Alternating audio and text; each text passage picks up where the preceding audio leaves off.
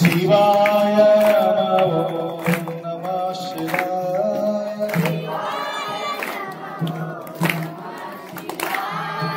शिवाय नमः शिवाय शिवाय नमः शिवाय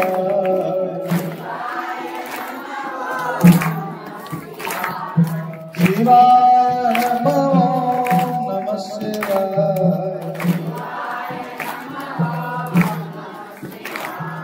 शिवं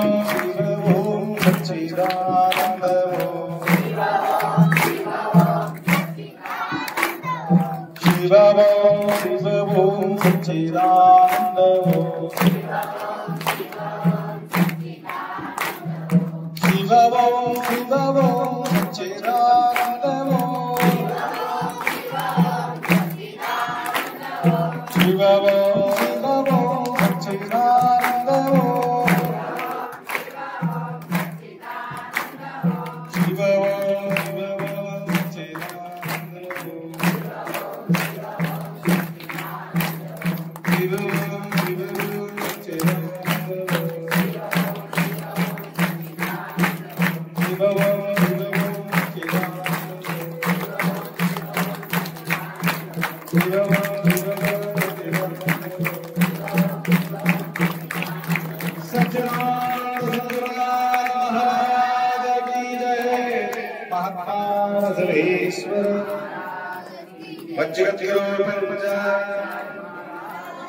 सद्गुरु बसवलिंग शिवाचार्य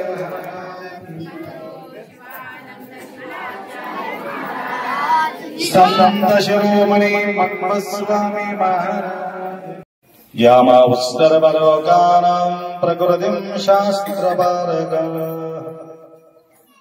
तां धर्मचारिणं शम्भो प्रणमामि परं शिव।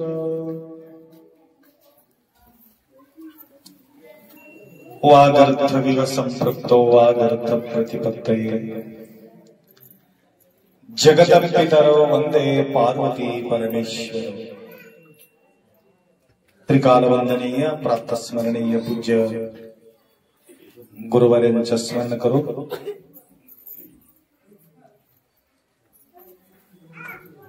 चिंचोली या नगरी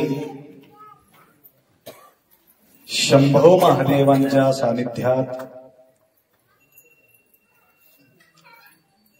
महान थोर संत निवर्ती महाराज यांच्या पावन क्षेत्री अखंड शिवनाम सप्ताह अखंडपणे आपण या ठिकाणी करत आलेले आहोत। या अंतर्गत हे पुण्यमय वातावरण निर्माण होण्यासाठी त्यालाही पुण्य लागते।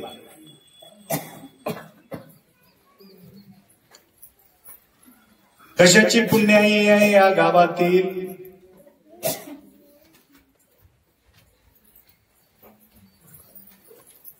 अनेक लोक जन्माला येतात निघून जातात। सर्व पुण्यात्मा या ठिकाणी जन्माला येतात म्हणून काही गॅरंटी नाही, परंतु अखंड नाम यज्ञ सोहळा करण्याकरता तुमच्या मनामध्ये हे भावना निर्माण होण्याच्या काय कारण असेल विचार करण्यासारख्या गोष्टी। भागीदारी होण्यासाठी सुद्धा अनंत जन्माचं पुण्य लागतं।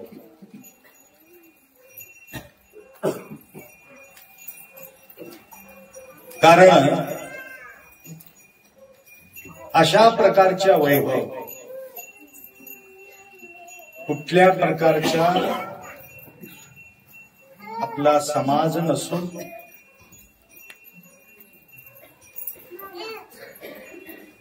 अवतीभोवती आम्ही पाहतो शिवभक्ती नाही केली व्यर्थ शिरली मावली। अवतीभोवती पाहणारा आम्ही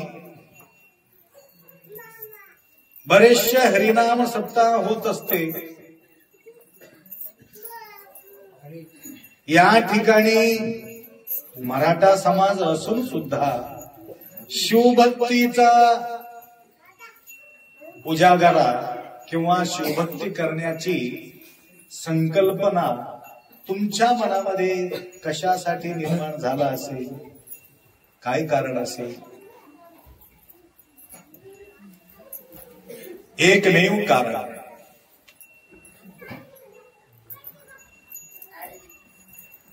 पुण्य प्राप्ती करून घेण्यासाठी हरीचं नाव घ्यावं लागते. मोक्ष प्राप्त करून घेण्यासाठी शिवाचा नाम घ्यावा लागतो.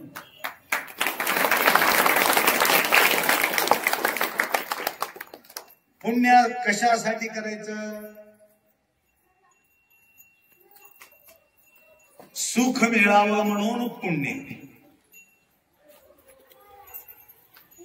ते पुण्यमासाद्य सुरेंद्र लोकम अस्न्यन्ति दिव्यान् दिविदेव भोगान् ते त्वं भुक्त्वा स्वर्गलोकं विशालम् क्षीणे पुण्यं मृत्युलोकं विशन्ति. मृत्यू लोकाला येणं फार गरज आहे. कशा करता? पुण्य मिळविल्यानंतर. मोक्ष म्हणजे काय आहे? मुक्ती. मुक्ती म्हणजे मोक्ष.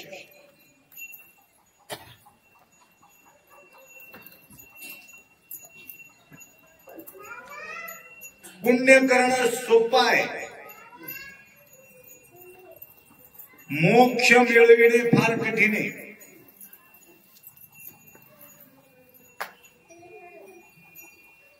पुण्य मिळविणे कसं? दान केलं तरी बी पुण्य लागते, मदत केलं तरी बी पुण्य लागते. परोपकाराय पुण्याय, परोपकार केल्यानंतर पुण्य लागते. पुण्य प्राप्त करून घेण्यासाठी अनेक गोष्टी आहेत. परंतु चिंचोली या गावातील भक्तांना काय प्राप्त होत आहे? मोक्ष प्राप्त होत आहे. कोणाच्या कारणामुळं? कोणाच्या कारणामुळं?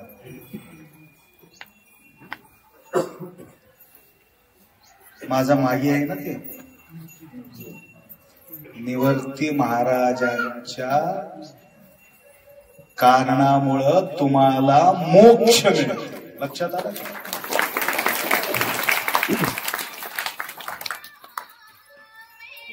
म्हणून संत दर्शनीय लाभ पद्मनाभ जोडी. संतांच्या सानिध्य तुमच्या या गावात लागल्यामुळं हे तुमच्या मनामध्ये महादेवाच्या भक्ती करण्याची इच्छा त्या ठिकाणी जागृत झालेली आहे. म्हणून अखंड शिवनाम सप्ताह तुम्ही करत आहात. सगळ्यांना मिळत नाही माय ही गोष्टी सगळ्या. कितीतरी भावना आहे, कितीतरी भक्ती आहे. मंगल सांगवीचा कार्यक्रम संपल्याबरोबर चिंचोलीच्या आठवण तिथं तारीख घ्यायला येतात.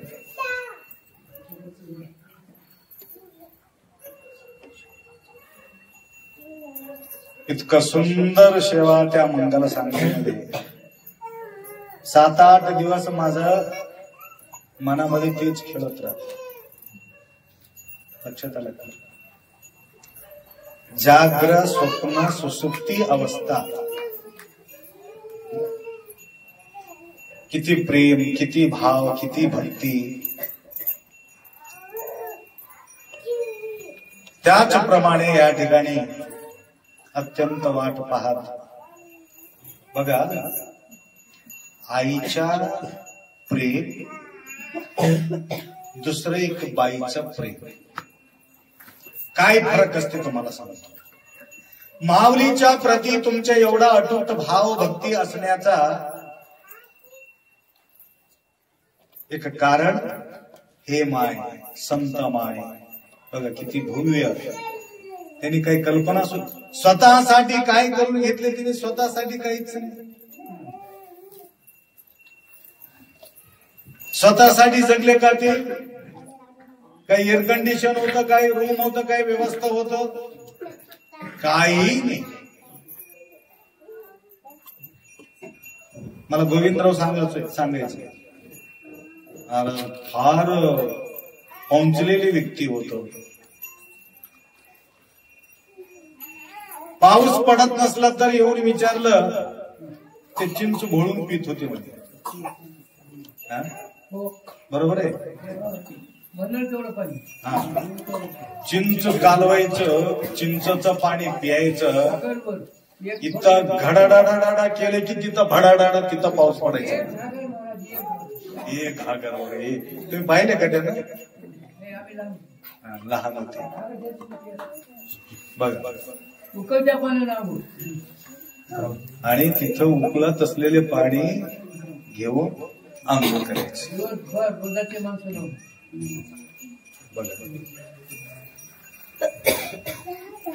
एक विचित्र कधीही तो संत म्हटले नाही माझा मंदिर बांधून ठेवा. कधीतरी विचार केले का त्याने? माझा फोटो लावा घरामध्ये म्हणून म्हटले नाही. माझा मंदिर बांधा म्हटले नाही. माझा आरती करा म्हटलेले नाही. फोटो सुद्धा काढू दिला नाही. हे संतांचं लक्षण आहे.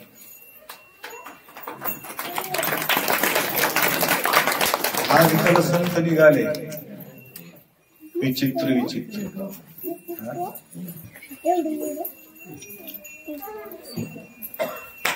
आमचे एक गुरु होते, परवा ते शिवाजीन झाले. गेल्या वर्षी सांगितलं की नाही मला माहित नाही.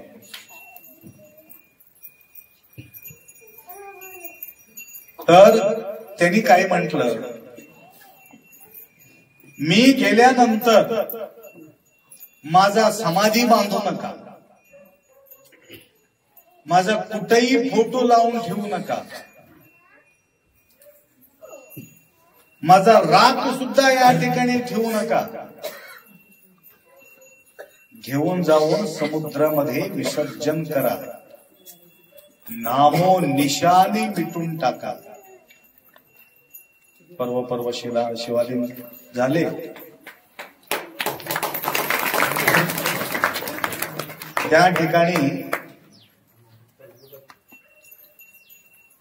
जाताना मला बोलले होते ते, मी जाणार आहोत 2 दिवसाला, तुम्ही या भेटा म्हणून म्हटले होते. 3 दिवस त्या ठिकाणी राहिलो आणि शरीर सोडेपर्यंत राहायचं माझी इच्छा होती. परंतु त्यांनी म्हटलं आता तू राहू नको, तू जा, आता इथं तुमचं व्यवस्था होत नाही.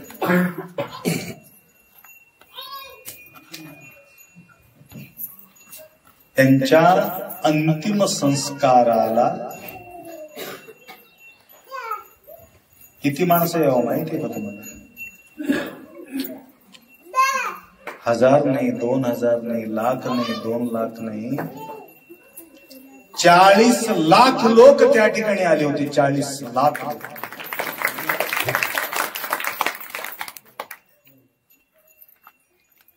कुठल्याही व्यक्तीला आतापर्यंत तेवढं पब्लिक अंतिम संस्काराला कोणी आलेले नाही. शरणರ महिमे मरणದಲ್ಲಿ काणो. जो संत महान व्यक्ती असतात जोपर्यंत जिवंत राहतात तोपर्यंत त्यांना किंमत कळत नाही.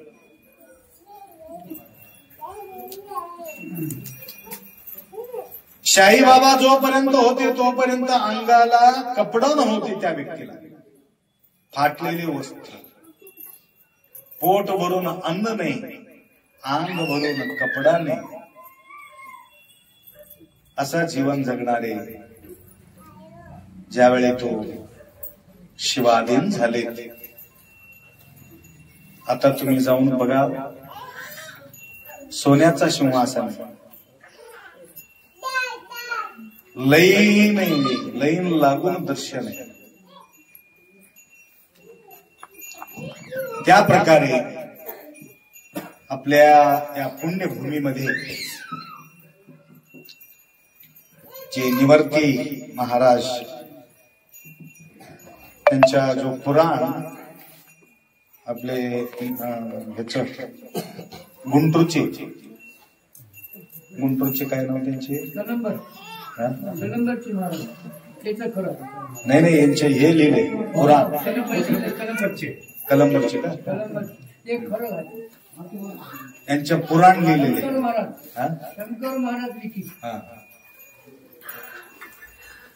तर त्या ठिकाणी मला महाराज भेटले. यांच्या अजून काही आख्यायी त्यांनी लिहिलेले आहे.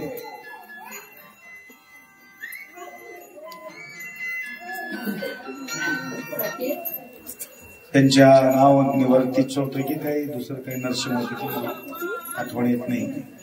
बरेचसे ग्रंथ त्यांनी रचना केलेले आहे. तर मला येऊन भेटले. हा, नरसिंह महाराज गुंटूर, त्यांनी यांच्या बरेचसे काही कथन लिहिलेले गुंटूरचे नरसिंह महाराज. तर मला येऊन भेटली. त्यांनी कॅन्सर झाला होता त्यांना. माऊली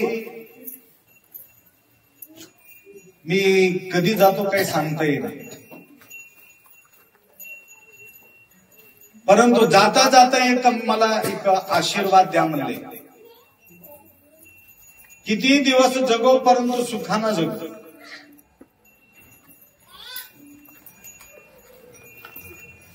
हे जीवन आनंद लुटण्यासाठी हे मनुष्य जन्म आहे. प्रत्येक क्षणोक्षणी आनंद लुटण्यासाठी आम्ही जन्म घेतलो. पावला पावला घरामध्ये ताण तणाव, बेचैनी, परेशानी, एकाला एक नको, एकाच गोष्टी एकाला नाही, एकाचा विश्वास एकावर नाही. तसं असेल तर काय संसार,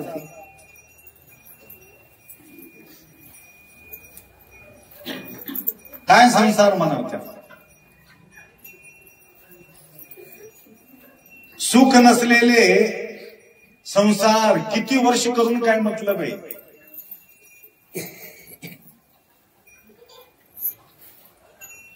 म्हणून आईचा जो भावना आहे ते लेकराला कसं कळणार आहे मोठं झालेलं. लहान असताना आईचा भावना लेकराला कळते. माय ऐकूला नाही कसं कळेल.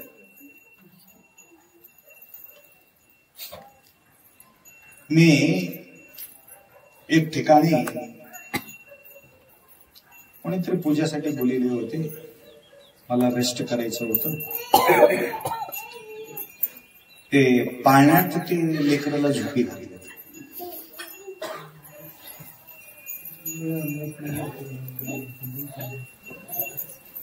पाण्यामध्ये लेकरू झोपलेले खेळत. आई काय करलेले त्याला दोरी बांधतो ना, पाण्याला दोरी बांधून असं झोका खेळत होती. झोप वडत होती ती बाई. वडता खेळू लागले. आई दोरीनं ओढत आहे ते दोरी. काही कारणास्तव दुसरं एक बाई त्या ठिकाणी आली. तिथं त्या बाईला म्हटलं थोडं दोरी घेईल का, थोडं आप्पा आले तर थोडा बाकीचं सगळं काम उरकून घ्यायचंय म्हणले. आई ऐकू लागले का मला? तुमच्यापर्यंत आवाज ऐकू लागले का? कोण आले तिथं? दुसरं बाई आली. हे आई तिथून उठली. तिथं बाईला सांगितले थोडा दोरी घे वड. ते दोरी घेतली. ते पाळणा काही थांबला नाही. पाळणा चालूच होत. दोरी हातात देऊन आत गेले थोड्या वेळाच्या नंतर लेकूर रडायला सुरुवात केली. दोरी बदललेले त्या लेकराला कळालं. म्हणजे झटका देण्यामध्ये सुद्धा आईचा भावना काय असते तुम्ही विचार करा. फक्त आई दोरी वडत नाही माय, ते प्रेमाच्या दोरी आहे. त्या दोरीमध्ये सुद्धा वडताना त्या लेकराच्या प्रती एवढा भावना त्या आईचा असते. त्या लेकराला त्या दोरीमधीच जो भाव आहे छोटासा लेकराला कळते. हे आहे आईचा भाव. हे गेलं कुठं? जसा जसा मोठा होत जातो आई वजा होऊन चालले, वडील वजा होत जात आहे. वेगळं राहायचा विचार येऊ लागलाय.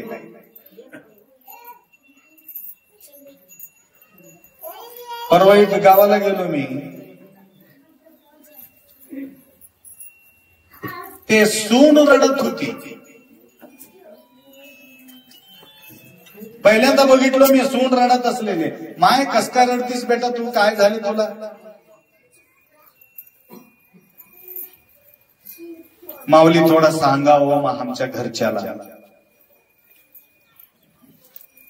इथं काही कमी नाही त्या घरामध्ये.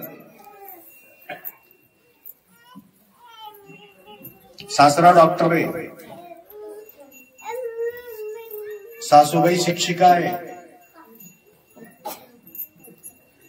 मुलगा म्हणतो आम्हाला या घरामध्ये राहायचं नाही, पुण्याला जायचे. सून रडते. काय म्हणून? सासरा आणि सासूचा सेवा सोडून मी जाणार नाही अप्पा. गेलं तर तो माझा नवरा कुठं बी जाऊ दे म्हणून म्हणली. ती विचार करा. असं कोण म्हणेल आजकाल? आजकाल सून नवऱ्याला सांगते की आता आम्हाला या ठिकाणी राहायचं नाही, चला जाऊ तू पुण्याला. म्हणणारे भरपूर ऐकलो.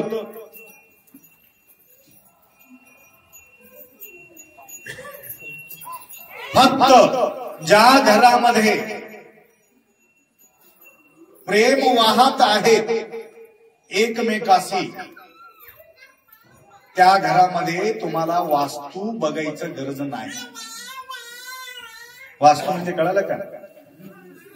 किचन तिकडी पाहिजे, बेडरूम इकडी पाहिजे, हॉल इकडी पाहिजे, झोपायचं इकडं पाहिजे, असं म्हणून जे अदल बदल करतो ना,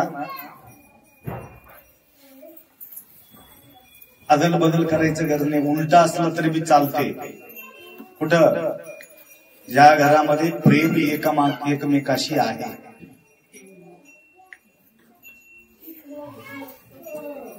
ऐकू आले का मॅडम? झगडा करायचाच नाही बिलकुल. किरकिर राहायचंच नाही. काय करावं महाराज, घरात पाऊलच थांबत नाही बघा, असं म्हणतात. काय केलं का हो, का घेऊन आले माल, असं म्हणून त्याला विचारतो पुरुषाला. माल कस काय घेता? माल म्हणजे कळालं का? माल, त्याचं नाव माल. काय करावं? टेन्शनच आहे बघा कशाची. एवढं किरकिर करते बायको, त्या टेन्शन मध्ये जाऊन मी माल घेतो बघा. बायकोला घेऊन येते, ते घेऊन येतो म्हणते. एकदा बायको नवरा बायको दोघे येतात. काय बाई, कस काय तू टेन्शन देतोस या माणसाला? ती बाई काय म्हणते, त्यांना पिऊ लागले म्हणून मला टेन्शन येऊ लागले. आणि त्यांना काय म्हणते, त्यांना टेन्शन घेऊ लागली म्हणून पिऊ लागलो. आता कोणाचं खरं म्हणावं? म्हणून सहारा घेतो आम्ही, बीडीचा सहारा समाधानासाठी, तंबाखूचा सहारा टेन्शनसाठी. काय तंबाखू कशाला, धोकाच चालणं गेले बघा, असं घासत राहायचं बस. म्हणजे टेन्शन फ्री होते, डोकं शांत. काय काय गुटखा खातात ना, कशासाठी, डोकंच चालत नाही म्हणे. तसं असलं तर बरं आहे, आम्हाला बी थोडा एक पाकिट, आम्हाला बी कधी कधी ताण येते, त्याचा सहारा घेतला तर चालते का. या सगळ्या गोष्टी सहारा घेतो कशा करता, समाधानासाठी. मग समाधान असल्यावर ह्या सगळ्या गोष्टी करायचं काय गरज आहे आपल्याला. म्हणून आल्या बरोबर त्याचा सत्कार करा, त्यांच्या सेवा करा, त्याला काय कमी आहे काय नाही त्याचा विचार करून घ्या. साई भाऊ एकमेका बजू कैलास. तुमच्या गावाला वेळोवेळी येण्याचं काय कारण आहे, मला पुढच्या वर्षी मी येतच नाही. तुमच्या गावाला कशासाठी येतो प्रतिवर्ष, तेवढं तुम्ही प्रेम करतात म्हणून मी तुमच्या गावाला धावून येतो, नाही तर कशाला येत होते या ठिकाणी.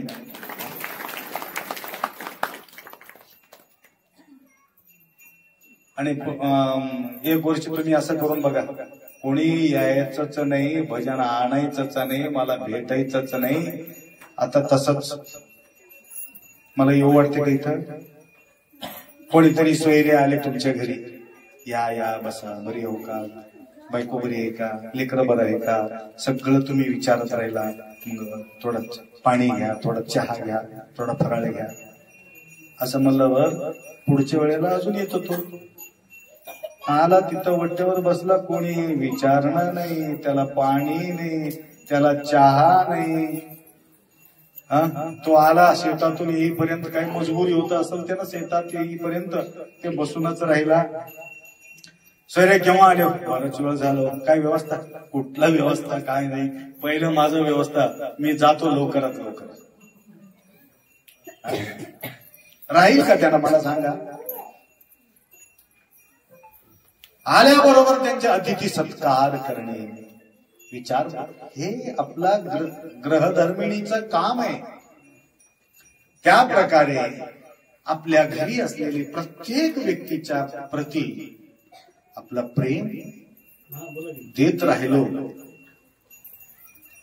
तर त्या ठिकाणी पैसा कमी असला तर चालते. परवा एका आमचे शिष्य हार्ट फेल होऊन गेले. आमच्या गुरुजीला माहिती आहे, कुठे गेले गुरुजीला माहिती, येतात प्रतिवर्षी येतात. अजून तुम्हाला सांगितलं असेल गोष्टी. सविता हंडे म्हणून एक माय, फार भक्ती करायच्या, आमच्या प्रति श्रद्धा ठेवणाऱ्या माय. प्रतिवर्ष आपल्या दिंडी यात्रा संपल्यावर आपण त्या गावाला जायचं आणि यात्रा वगैरे संपल्यानंतर 8 दिवसाला ते अचानक हॉल्ट फेल होऊन माहिती शरीर सोडले. वय 50 वर्ष होते. आणि प्रत्येक स्त्री माय दिसल्याबरोबर त्याला गळ्याला लावून घ्यायच्या, माय बरी आहेस का, माय बरी आहेस का. आणि तेवढं त्यांनी केल्यामुळं त्या गावात पब्लिक मावल्याने त्यांच्या अंतिम संस्काराला तेवढं त्यानं प्रेम दिले. तर नवऱ्याचा हाल काय झाला असेल, आता ते घर तर पाहिलं तर ते माती गळत राहते. मी पूजा करायचं असलं तर त्या खाली पडदा बांधून खाली बसून मी पूजा करत होतो त्याच्या घरी. तर त्यांनी म्हटलं, अप्पा मला पैशाची मला काही वाटला नाही, पैसा नाही म्हणून मी परेशानी मला वाटला नाही, परंतु प्रेम करणारी बायको गेली म्हणून मला सहन होत नाही अप्पा, म्हणून घळघळ रडत होता तो माणूस. त्याला म्हणतात सतीपती गोळंदाद भक्ती हितपप्प दोष्य बनगे. हे देवाला आवडते. ज्या ठिकाणी प्रेम वाहत असते त्या ठिकाणी देव सुद्धा वास करते. धन्य तयाचे संसार, धन्य तयाचे गाव, जिथे गजर नामाची, ज्या गावामध्ये शंभू भगवंताचा गुणगान होत असते, ज्या घरामध्ये शंभू भगवंताचा गुणगान होत असते, तो घर धन्य आहे, गाव धन्य आहे. त्याकरता आपले मंगल सांगलीचे भक्तांच्या मुखमंडल पाहिल्यानंतर मला अजून भाव भरून आलं. नाहीतर मी थकून आलो होतो. आता काही बोलायचं काही परिस्थिती नव्हती. सकाळीपासून कंटिन्यू चालू आहे. अजून मला फार लांब हैदराबाद डिस्ट्रिक्टला जायचे अजून, परंतु तुमच्या प्रेमाच्या पोटी नकारता येत नाही. रमेश प्रतिवर्ष त्या ठिकाणी येऊन मला भेटतात. आपा यावंच लागते असं म्हणून सांगतात. तर परवा आपल्या तमलूर नगरीचा शोभा, आपले मंगल सांगलीचे भक्त मंडळी इतका सुंदर कार्यक्रम सजवून शोभा वाढविले. तर काही गोष्टी त्या पदाच्या माध्यमातून त्यांच्या जीवनात प्रभाव पडावं त्या प्रकारचे पद त्या ठिकाणी म्हणून निरसन केलेले आहे, समाधान दिलेले आहे. त्या प्रकारे हनुमंतरावजी हनुमंत, हे हनुमंत अनेक रूप धारण करते, आम्हाला माहितीच नाही. परवा हनुमंत असं रूप धारण केले, मी मला हे बाई कुठली आला असं म्हणून मी परेशान होऊन गेलो त्याला बघून. तेवढं रूप धारण केले होते.